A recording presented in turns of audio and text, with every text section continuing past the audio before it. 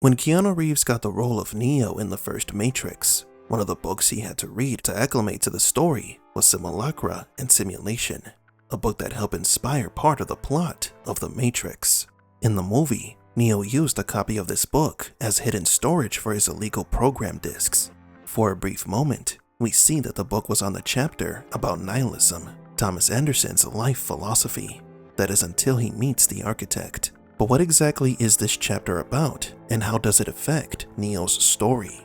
Welcome to Matrix Explained.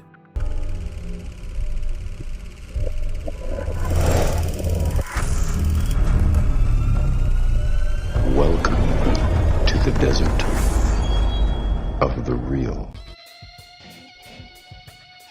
Before we begin today's video, we would like to invite you to visit the Street Fighter Verse, a channel dedicated to everything Street Fighter.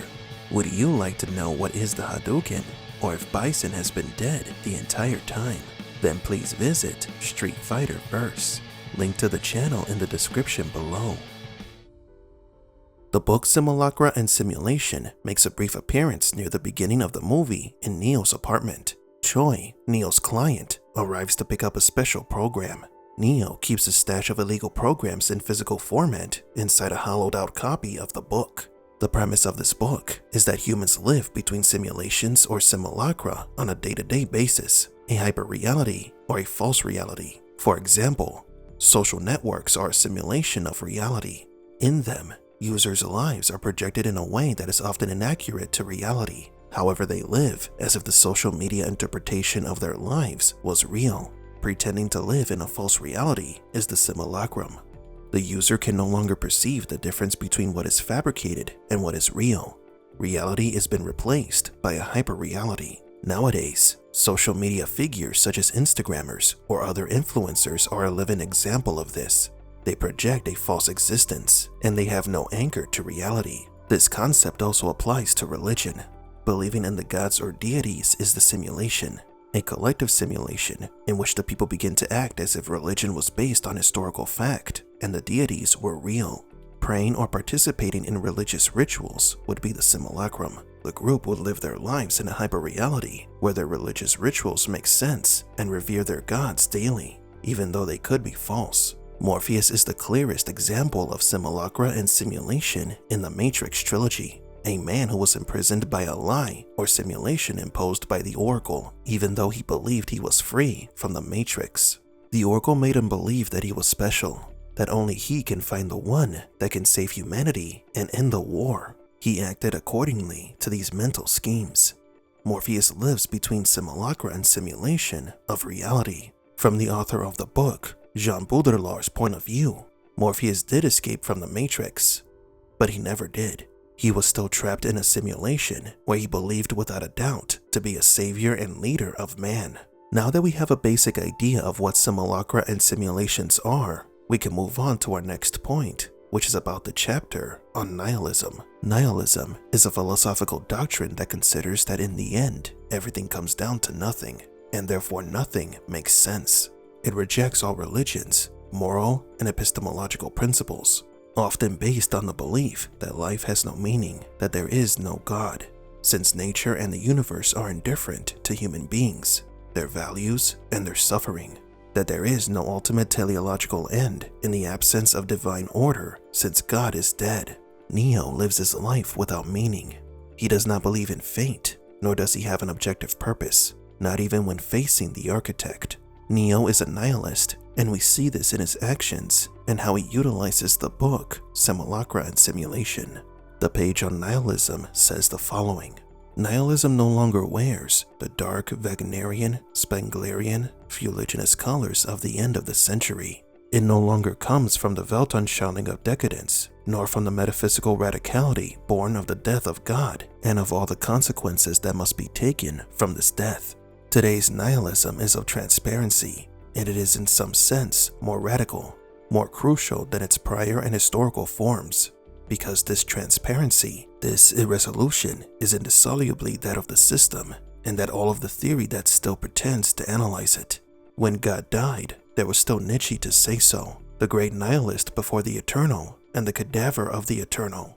But before the simulated transparency of all things, before the simulacrum of the materialist or idealist realization of the world in hyperreality, God is not dead. He has become hyper-real. There is no longer a theoretical or critical God to recognize his own. The universe and all of us have entered a life into a simulation, into the malefic, not even malefic, indifferent sphere of deterrence. In a bizarre fashion, nihilism has been entirely realized no longer through destruction, but through simulation and deterrence. From the active, violent phantasm, from the phantasm of the myth and the stage that it also was historically, it has passed into a transparent, falsely transparent operation of things. What then remains of the possible nihilism in theory? What new scene can unfold where nothing and death could be replayed as a challenge, as a stake? We are in a new and without a doubt insoluble position in relation to prior forms of nihilism. Romanticism is its first great manifestation. It, along with the Enlightenment's revolution, corresponds to the destruction of the order of appearances. Surrealism, Dada, the absurd, and political nihilism are the second great manifestation, which corresponds to the destruction of the order of meaning. So this text tells of nihilism in the historical sense of the word, which is the non-belief in an objective purpose, in a moral imposed by a belief in a deity, and what nihilism is like today. As we live in this hyperreality, Neo's nihilism is not limited solely to that of his purpose. He's nihilistic in his hyperreality, where he is the supposed prophesized savior of the world, and everyone around him continues with said simulacrum. Now there is a double intent in the appearance of this book in the movie. Although the inclusion of the book Simulacra and Simulation was intentional, we cannot take its appearance literally. According to Lana Wachowski, the intention of showing this book in this manner was to show that the book itself was also a simulation. The book is hollow. It is an object pretending to be a book, the simulation, but it's being used as a secret stash, the simulacrum.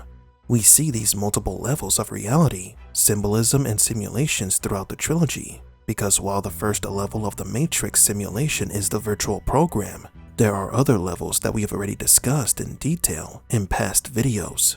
Neo woke up from the Matrix, but continued to live between simulacra and simulations, telling him that he was the savior of humanity, when in reality, they were part of the system of control. A very interesting subject, but very difficult to understand. The writer of Simulacra and Simulation criticized the Matrix movie because he said that although it took inspiration from his book, it did not understand its philosophy. This is a testament to how subjective philosophy can be. Everyone can interpret the book differently, just like the Matrix. Everyone's interpretation of the movie is different.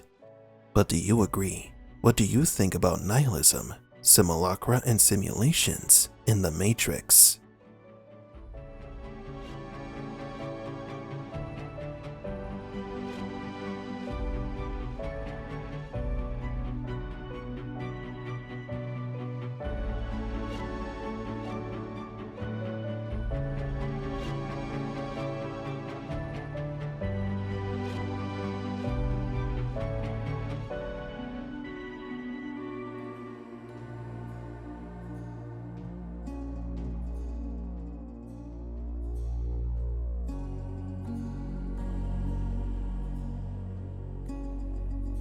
For Matrix Explained, please leave a like and subscribe.